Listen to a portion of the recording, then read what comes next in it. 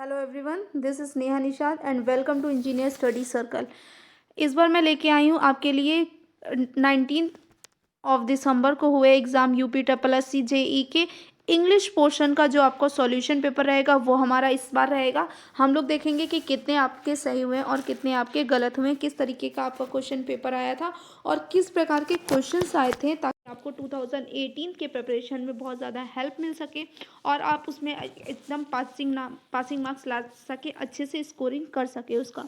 तो इसके में क्या करेंगे, हम लोग इसको अच्छे से देखेंगे। और अगर आपने इस चैनल को सब्सक्राइब नहीं किया है तो जल्दी से इसको सब्सक्राइब कर लीजिए और हमारे यूट्यूब चैनल को भी आप फॉलो कर सकते हैं। वहाँ पे आपको सारे एजुकेशनल वीडियोस मिल जाएंगे, जितने भी यूपी ट्रिपल एस सी जी से रिलेटेड क्वेश्चंस होंगे। और ये मान के चलिए कि इस पे आपको जो अपडेट रहेगा, जो आपका सिलेबस रहेगा, डे टू डे आपका प्रिपरेशन इतने अच्छे से कराई जाएगी ताकि आप उसको अच्छे से कर सके। आपको फिजूल की यहाँ पे बातें नहीं होती, यहाँ पे सिर्फ और सिर्फ पढ़ाई की बातें होती हैं और आपको अच्छे से अच्छा कंटेंट मिलता है एजुकेशनल का, ताकि आप उसको पढ़ के एग्जाम में कर सकते हैं। आपने अगर हिंदी का देखे होंगे, क्लासेस देखी होंगी, तो आपको पता चला होगा कि किस प्रकार से क्वेश्चंस आते हैं और उसके पढ़ाए हुए कितने क्वेश्चंस उसमें से किस तरह से रिलेटेड आए हुए हैं। तो सिमिलरली आपका इंग्लिश और हिंदी का दोनों का सिलेबस यही रहेगा।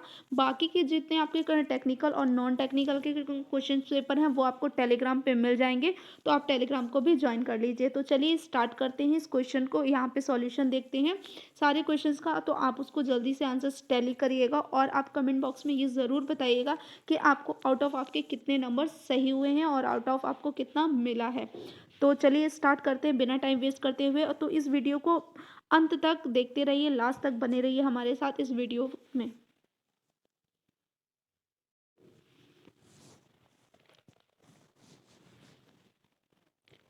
चलिए देखते हैं, हमारा फर्स्ट क्वेश्चन है इंग्लिश का।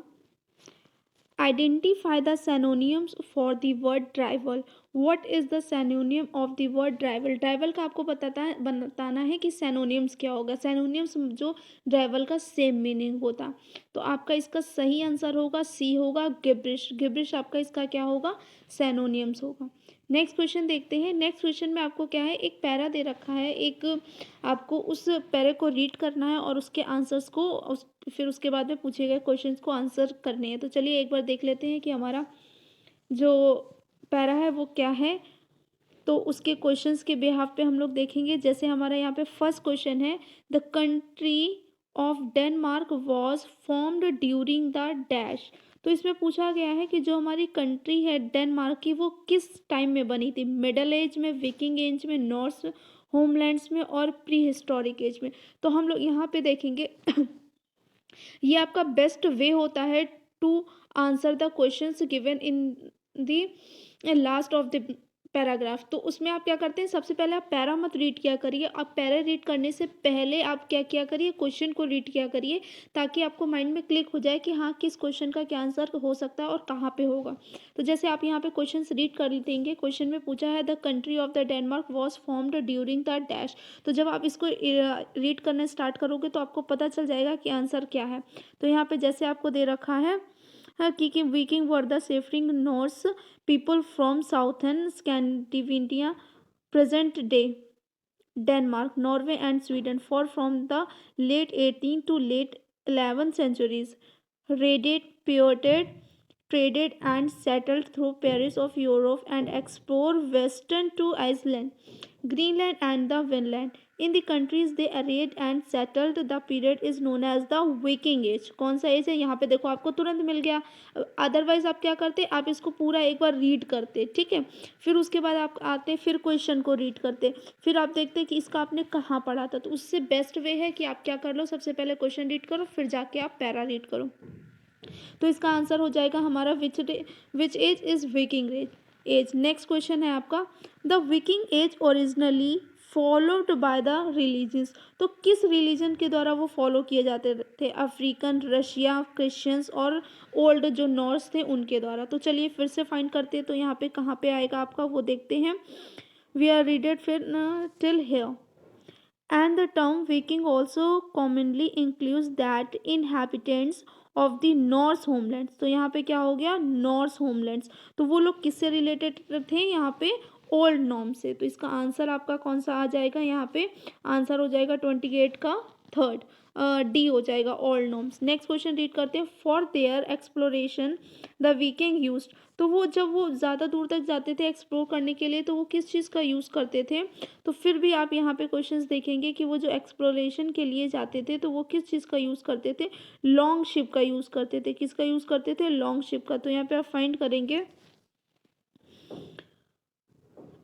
यहाँ तक हो गया था। The Viking has a profound impact on the early medieval history of the Scandinavia, the British, Les, France, Estonia, Cavian, Rus, and Sicily.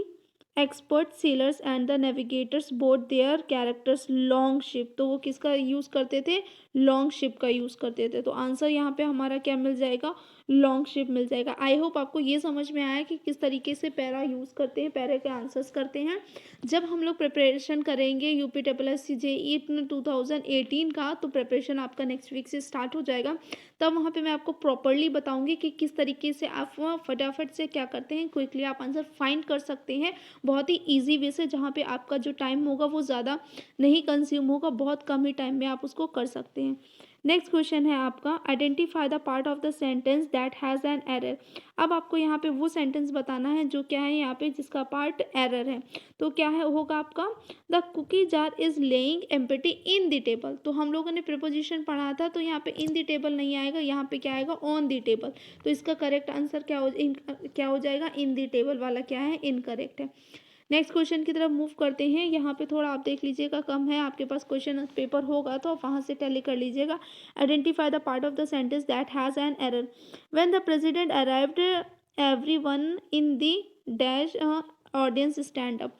तो यहाँ पे जो गलत होगा वो क्या होगा, इन दी ऑडियंस। ठीक है, ऑडियंस में नहीं होता कभी भी, एवरीवन इन फ्रंट ऑफ हो सकता है, ठीक है, या बट यहाँ पे इन दी ऑडियंस नहीं होगा, तो ये क्या हो जाएगा, रॉन्ग है। नेक्स्ट क्वेश्चन है, what kind of phrases is the underline part the sentences. आपने देखा होगा कि जो हमने आपको एडवर्ब, एडजेक्टिव, नाउन और वर्ब्स ये सारे आपको करवाए हुए थे। आपने अगर वीडियो देखा होगा और आपको क्लियरली पता होगा तो आप यहाँ पे आंसर अच्छे से करके आए होगा। इस क्वेश्चन में बोला गया है कि the cow jumped over the fence और रन अवे। तो यहाँ पे क्या हो जाएगा, जम्प्ड ओवर। तो ये क्या है, ये एक क्या है, एडवर्ब है। क्या बता रहा है, एडवर्ब फ्रेजेस बता रहा है। नेक्स्ट है, identify the synonyms for the word chorus. इसका हमें क्या बताना है, सैनोनिम्स बताना है कि कोरेस का सैनोनियम क्या होगा। ये हमारा है 33 क्वेश्चन नंबर। तो कोरेस का क्या होता है, एंटोनियम्स, सॉरी सैनोनियम्स हमारा क्या होगा यहाँ पे, फोर्स होगा। नेक्स्ट क्वेश्चन 34 की तरफ मूव करते हैं। What kind of phrases is the underline part of the sentences. तो यहाँ पे क्या है, कौन सा होगा, the boy at the back lies of the jump. तो ये यहाँ पे कौन सा होगा, एडवर्ब होगा, adverb of phrases. What type of adverb, adverb of place होगा। यहाँ पे क्या होगा, एट द बैक लिखा है ना, तो यहाँ पे एट द बैक क्या हो जाएगा, एडवर्ब ऑफ प्लेस हो जाएगा। नेक्स्ट मूव करते हैं क्वेश्चन नंबर 35 की तरफ। इसमें क्या है, fill in the blanks is to complete the sentence. Belgium is a country, a European country that is famous for its tasty chocolates. तो यहाँ पे ये क्या हो जाएगा, डी वाला हो जाएगा। यहाँ पे एन इसलिए फिल नहीं करेंगे क्योंकि यूरोपियन का जो आप प्रोनाउंशिएट करेंगे तो जो साउंड होगा वो यूरोप, ई नहीं आ रहा, यू आ रहा है, ठीक है, वो क्या होगा, यूरोपियन। तो वहाँ पे क्या हम यूज़ करेंगे, ए यूज़ करेंगे। नेक्स्ट होगा हमारा 36 का, what kind of phrases is the underline part of the sentence. यहाँ पे बताना है कि कौन सा आपका करेक्ट होगा।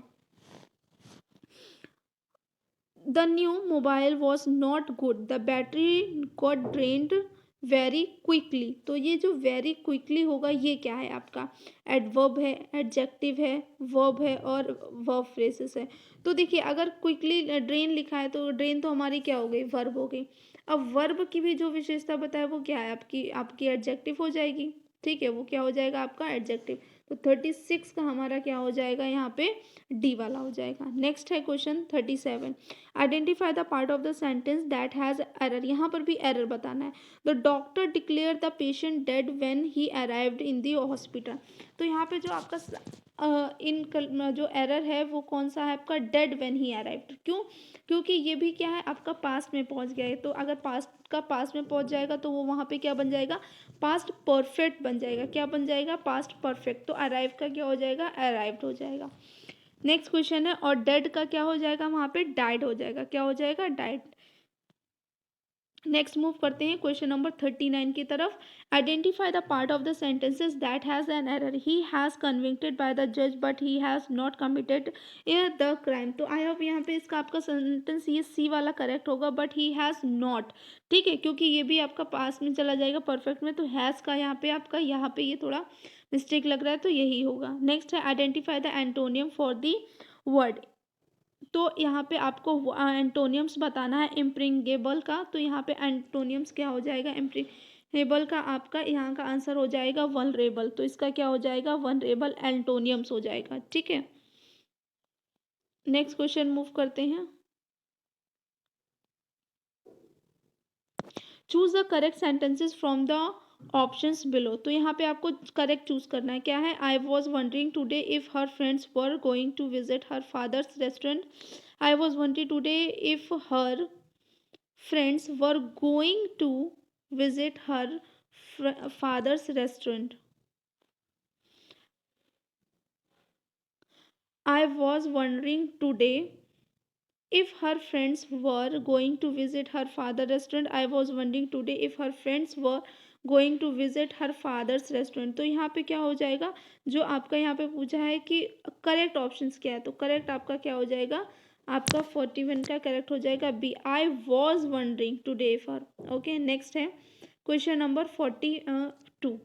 Fill in the blanks with the complete the sentences. I got wet in a dash, I dash a cold, do not worry I will recovery. तो क्या है, I got wet in the rain, किस लिए, सो, ठीक है, अगर वो किस में, पानी में भीग गया, इसलिए आई कॉट, तो उसको क्या हो गया, कोल्ड हो गया, बट डोंट वरी वो कैसा हो जाएगा, ठीक हो जाएगा, तो इसका करेक्ट आंसर क्या हो जाएगा, 42 का सी हो जाएगा। नेक्स्ट मूव करते हैं क्वेश्चन नंबर 43 की तरफ। क्वेश्चन नंबर 43 में कहते हैं, what kind of phrases is the underlined part of the sentences? The doll is not very attractive but she still wants to buy it. तो यहाँ पे क्या है, आपको बताना है कि कौन सा अंडरलाइन है, नॉट वेरी अट्रैक्टिव, तो ये क्या है, अट्रैक्टिव क्या हो जाएगा आपका, एडजेक्टिव हो जाएगा, जो एडजेक्टिव की भी आपको वो बताएगा वो आपका क्या हो जाएगा यहाँ पे, एडवर्ब, आपका क्या हो जाएगा, एडजेक्टिव फ्रेज हो जाएगा, क्या हो गया यहाँ पे, एडजेक्टिव फ्रेज हो गया। नेक्स्ट क्वेश्चन है, identify the synonyms for the stupefy. Stupefy का जो आपका सिनोनिम्स है वो यहाँ पे बताना है, क्या हो जाएगा, तो स्टोपिफाई का सिनोनिम्स आपका क्या होता है, डेज होता है, क्या होगा आपका, डेज।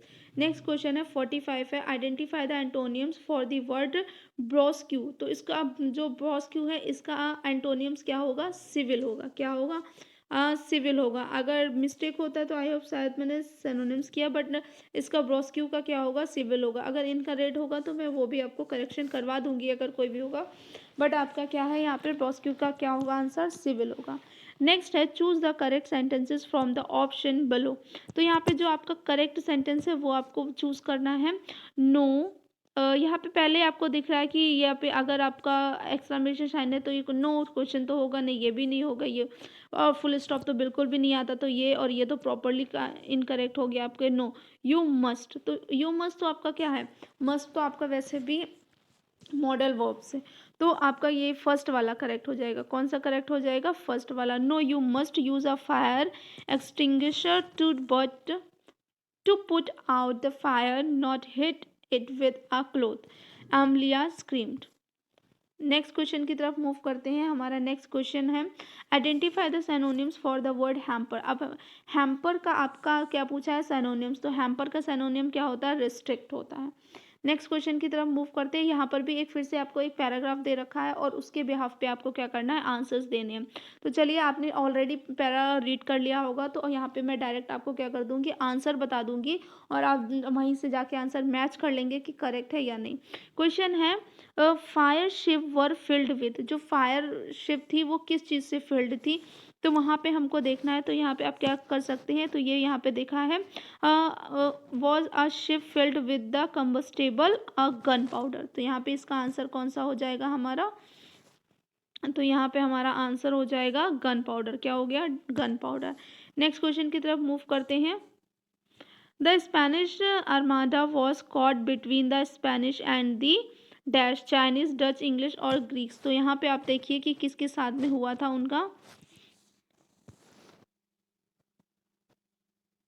तो यहाँ पे क्या था, आर्माडा के साथ में किसका था, डच के साथ में था। और जो चाइनीज की बैटल थी वो किसके साथ में थी, रेडक्लिफ की बैटल में हुई था आपका। ठीक है, तो यहाँ पे आपका ये है आंसर। तो इसका आंसर क्या हो जाएगा, डच हो जाएगा। नेक्स्ट क्वेश्चन है, ship during the age of sail were made of, किसकी बनी हुई थी। चलिए ये क्वेश्चन देख लेते हैं। Ship during the age of sail, तो वो किस चीज़ की बनी हुई थी। यहाँ से रीड करना स्टार्ट करते हैं। यहाँ तक हम लोगों का हो गया था। Into the enemy field in order to destroy ships और to the create panic and make the enemy break formation, warship to age the sail. हाँ, warship of the age of sail were highly vulnerable to fire, made of wood. तो वो तब किस चीज़ की बनी थी, would की बनी थी। और बाद में उसको किस चीज़ की बना दी गई थी, बाद में आयरन की बना दी थी। तो इसका करेक्ट आंसर क्या हो जाएगा, वुड हो जाएगा। आई होप आपको ये सेशन बहुत अच्छे से क्लियरली समझ में आ गया होगा। अगर बहुत अच्छे से समझ में आया तो please in the comment box out of आपके कितने करेक्ट हुए आंसर, ये आप हमको बताइएगा। और नेक्स्ट क्वेश्चन का आपके नेक्स्ट पेपर भी आपको अपलोड मिल जाएगा। अगर आपने हमारे टेलीग्राम से नहीं जुड़े हुए हैं कहीं टेलीग्राम चैनल से, तो आप प्लीज़ उसको भी जाके फॉलो कर लीजिए, ताकि आपको वहाँ पे जितने क्विज़ होते हैं हम लोगों के एवरी नाइट, आपको 9 PM पे क्या होता है, क्विज़ वहाँ पे मिलता है, वो आपको मिलता रहेगा। और जितने हमारे PDF है वहाँ से आप लेते रहेंगे। और जो भी एजुकेशनल वीडियोस जितने भी आपके रिलेटेड टू होगा, कोई भी इंफॉर्मेशन होगी, तो आपको टेलीग्राम पे अप टू डेट मिलती रहेगी। तो आप, अगर आपने नहीं सब्सक्राइब किया, और इस चैनल को भी जल्दी से जल्दी आप सब्सक्राइब कर लीजिए, ताकि आप जब सब्सक्राइब कर लेंगे तो जो आप 2018 UP SSC JE का जो आपका फिर से सिलेबस स्टार्ट होगा, उसमें प्रॉपरली वही चीज़ करवाएंगे हम लोग कि जो जो आपके एग्ज़ाम में आए होंगे, स्ट्रैटेजी इस तरीके से बनाएंगे कि हम एग्ज़ाम आने से पहले ही उसको 3 टाइम आपका क्या हो जाएगा, मैक्स आपका मिनिमम मतलब कम से कम 3 टाइम तो हम आपको रिवीजन, प्रॉपरली पूरा रिवीजन, और आपका 1000+ इस बार क्या करेंगे, 1000+ आपके क्वेश्चंस रहेंगे फॉर द प्रैक्टिस सेट, ताकि आप बहुत ही अच्छे से आपका कर सकें। और गारंटेड फिर आप 2018 के क्वेश्चंस आप हिंदी और इंग्लिश के सारे क्वेश्चंस सही करके आओगे। आउट ऑफ 50 आपको 48 तो मार्क्स कहीं भी नहीं जाएगा गारंटेड से। तो आई होप आपको ये सेशन बहुत अच्छे से क्लियरली समझ में आया। तो please like, share and subscribe. Thanks for watching.